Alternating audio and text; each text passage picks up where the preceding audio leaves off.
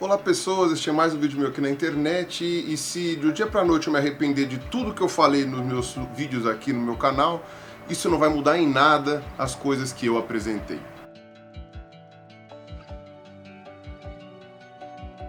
Pois é, gente, tô aqui de volta em mais um episódio da série PCR Evo, né, principais confusões com relação à evolução. E hoje eu vou falar de uma coisinha que é bastante bobinha até, mas é um argumento muito recorrente que as pessoas usam. Na verdade não chega nem a ser um argumento, mas eu achei que valia a pena fazer um videozinho porque muitas pessoas às vezes vêm me perguntar e vêm comunicar, então já fica uma respostinha pronta, que é sempre prático. A primeira das que eu vou falar é que Darwin teria renunciado às suas ideias de evolução no leito de morte, né? Nas dores da agonia, ele teria renunciado dizendo que a evolução era uma besteira, ou que na verdade ele aceitava Jesus como seu salvador e que a Bíblia estava correta e que na verdade tudo aquilo que ele falou ele se arrependeu.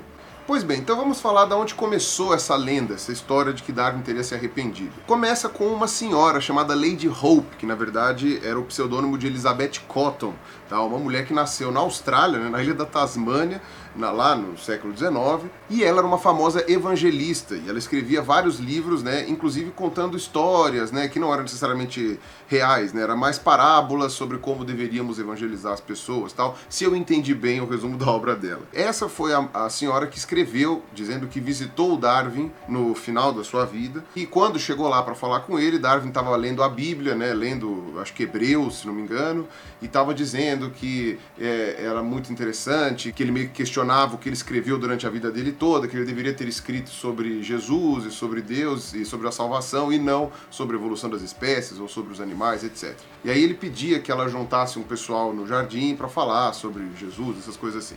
Isso é o que estava no texto, né, que ela divulgou. Esse texto, na época, foi divulgado em vários jornais dos Estados Unidos. Ela estava nos Estados Unidos quando ela falou essa história, inclusive. Mas essa história foi negada por todos os filhos de Darwin, que estavam presentes, né, nos últimos minutos ali do pai. Na verdade, se ela foi viajar até a Inglaterra para encontrar com o Darwin, pode ser que ela tenha feito isso mesmo, né? Não tem como a gente ter certeza. Teria sido 6 meses antes da morte dele. E esses 6 meses antes da morte dele, ele ainda não estava de cama, as pessoas teriam sido avisadas de que ele estava lá, inclusive a esposa do Darwin não falou nada, né, nem comentou sobre essa última redenção, né, do Darwin, assim, e ela, que era muito religiosa, provavelmente teria falado alguma coisa, e não disse nada. Os filhos todos negam, e a história por trás da publicação dessa cartinha também é esquisita. Essa Lady Hope, ela tinha ficado viúva e logo depois da perda do marido, né, ela ficou muito amiga de um ex-presidiário que ela conheceu, que conquistou a confiança dela e ela entregou ele como contador das finanças dela e da família lá, que ela tinha muito dinheiro. Pai, o cara, enfim, deu um chapéu na véia, levou tudo que ela tinha e ela ficou sem um tostão. E foi logo depois que ela ficou sem nenhum tostão que apareceu esse texto, né, dizendo as últimas palavras do Darwin, se convertendo e tal, não sei o quê. 30 anos depois da morte do Darwin, ela resolveu soltar esse texto. E porque justo depois que ela tinha ido à falência. É esquisito. Então, tendo em conta a história dessa mulher, né, a gente vê que ela também tinha um interesse em publicar essa carta para que o nome dela voltasse à ativa, né, e que talvez ela conseguisse fazer algum dinheiro, né, para se recuperar do golpe que ela tinha tomado desse amigo dela aí depois que ela ficou viúva. E é interessante que nem alguns sites evangelistas ou criacionistas mesmo concordam, acham que essa carta é legítima, né? Eles concordam que essa carta muito provavelmente foi uma invenção dela, ainda que ela tenha realmente visitado Darwin nos últimos 6 meses de vida dele, o que também não foi confirmado. E essa carta também, né, esse texto que ela escreveu, não fala que Darwin nega a evolução. Fala que Darwin teria aceitado Jesus, aceitado Deus, essas coisas assim, né? Ele tinha se declarado agnóstico, né?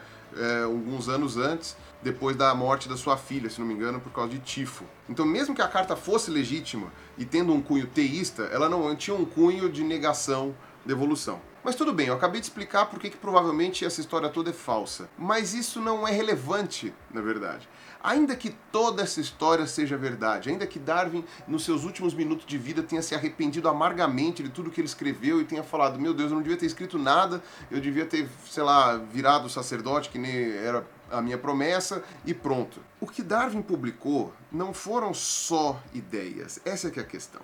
Os livros de Darwin, que não foram só, né, eles falam de ideias, mas todas elas baseadas em fatos, baseadas em evidências, baseadas em coisas que a gente consegue verificar e demonstrar. Ainda que Darwin se arrependesse no final da vida dele, os cientistas que vieram depois leram os livros de Darwin, estudaram o que ele falou, pegaram mais evidências no mundo natural e confirmaram o que Darwin disse. Ele se arrepender do que ele falou, do que ele escreveu, da ideia dele, não muda os fatos. E o fato é que ele estava certo, ponto, né? Pelo menos em grande parte do que ele falou, ele estava completamente certo.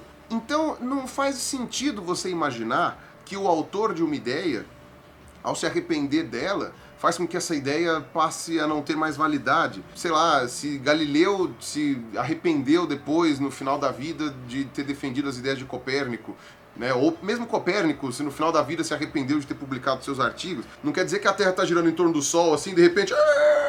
Opa, peraí, o Copérnico se arrependeu. Opa, volta a girar em torno da Terra. Não é assim que as coisas acontecem, sabe? Newton se arrependeu de tudo que ele publicou, as maçãs começam a flutuar, sabe? Não é a autoridade de quem afirma a ideia que dá a sua veracidade, que dá a sua legitimidade. É a ideia em si, são os fatos que a corroboram, são as evidências que a corroboram. Então, o fato de Darwin ter se arrependido no fim da vida, que não aconteceu aparentemente, mas ainda que tivesse acontecido, não muda em nada o fato de que ele estava certo. Sabe, esse é um argumento muito idiota, na verdade. A menos que a gente estivesse falando de uma evidência anedótica, certo? Então, por exemplo, que nem, eu vi um ET não sei aonde, e eu juro que é verdade e tal, escrevi um livro, tal, não sei das quantas, e no final da vida eu chego e falo, aquilo lá era zoeira, sabe, aquele ET eu não vi de forma nenhuma, tá? Aí é uma evidência anedótica, aí sim, né, você só tem a palavra do autor da ideia para se basear. E se o próprio autor nega a ideia, aí sim ela deixa de fazer sentido, ou pelo menos deixa de ser necessária, né?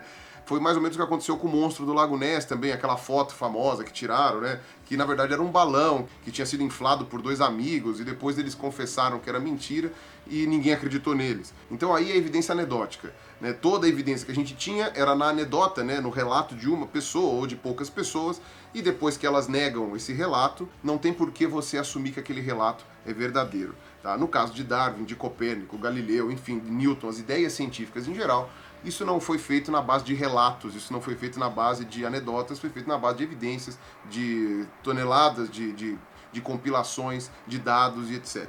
Então, eu acho que eu respondi esse argumento. Outro tipo de argumentação que também é muito parecida, mas não é exatamente igual, mas que pode ser usada aqui no mesmo contexto, é imaginar que Darwin tendo se arrependido, não só a evolução estaria errada, como mais ninguém ia querer estudar ou confirmar alguma coisa dessas, ou se alguém tivesse matado Darwin antes dele publicar A Origem das Espécies, teria, sei lá, mudado o rumo da história, alguma coisa assim.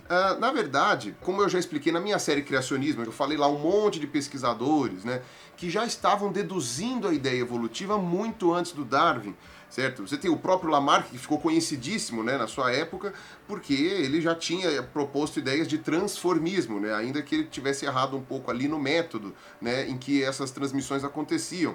Você tinha vários outros pesquisadores que já estavam deduzindo independentemente essa ideia de seleção, mais ou menos, ou pelo menos essa mudança, né, de uma espécie se transformar em outra, ou modificar muito com o tempo, sabe? Então isso daí já estava sendo proposto. O próprio Darwin teve o artigo publicado, né, junto com Alfred Wallace, que era um jovem pesquisador daquela época, que tinha chegado a uma conclusão quase igual à do Darwin, e tinha mandado uma carta para o Darwin pedindo para ele revisar o manuscrito, e o Darwin falou, mas a ideia é quase igual a que eu tive, né? Então eles combinaram de publicar juntos, né, esse artigo, e depois o Darwin publicou seu livro. Então, se Darwin não tivesse existido, se ele tivesse morrido antes, ou se ele tivesse arrependido, a única diferença que a gente ia ter é talvez alguns anos de demora para que todas as ideias que ele teve fossem compiladas. Por exemplo, uma ideia que ele teve, que o Wallace não teve, foi de seleção sexual, né, de que as fêmeas podem escolher os machos, ou os machos escolher as fêmeas, que isso seria parte da seleção natural, mas merecia um nome diferente, porque não era o ambiente que estava selecionando, e sim a preferência do parceiro. Então essa ideia o Darwin que teve, e aparentemente nenhum outro da sua época teve também.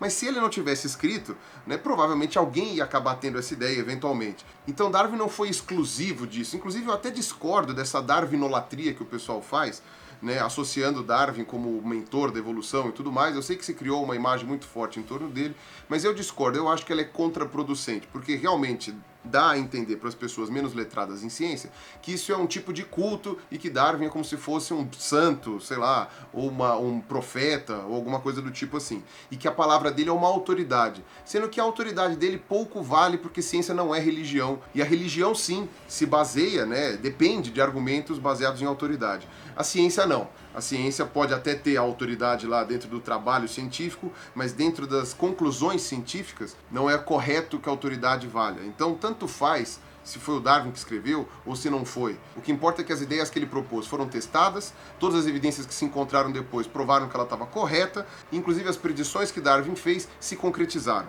Então é por isso que a gente continua seguindo a evolução, e não porque Darwin era um profeta e converteu todo mundo, como muita gente pensa que foi. Outro problema que às vezes o pessoal fala também, mas isso tem mais a ver com o tipo de abordagem educativa, né, que a gente tem nas escolas, que pelo menos na minha época, tá, eles ensinavam que o Lamarck estava errado, né, e o Darwin estava certo. E dava a entender uma rivalidade entre os dois. Primeiro que eles foram muito pouco contemporâneos, né? O Lamarck já estava bem mais velho quando o Darwin nasceu, e eu acho que eles nunca chegaram a se encontrar pessoalmente. Segundo que, como o Lamarck veio antes, Darwin se baseou em Lamarck também para propor as suas ideias. Darwin se considerava um lamarquista, né? A ideia de transformismo, né? Não os transformistas que se apresentavam lá no Silvio Santos, né? A ideia de transformismo mesmo de uma espécie se transformar em outra, contra o fixismo que era defendido até então, de que nada podia se transformar, de que tudo era imutável. Então a gente pode dizer que Darwin nunca tretou com Lamarck, ou nunca desmentiu Lamarck, ele apenas refinou as ideias de Lamarck. Então essa história de rivalidade também não existiu, muito pelo contrário, houve um suporte de ideias do Lamarck pelo Darwin.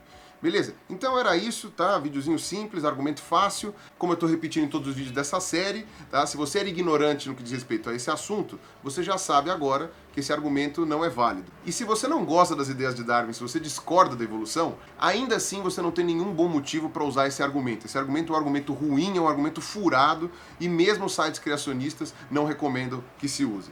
Beleza? Então era isso que eu queria falar. Um abraço para vocês, até a próxima aí. Falou!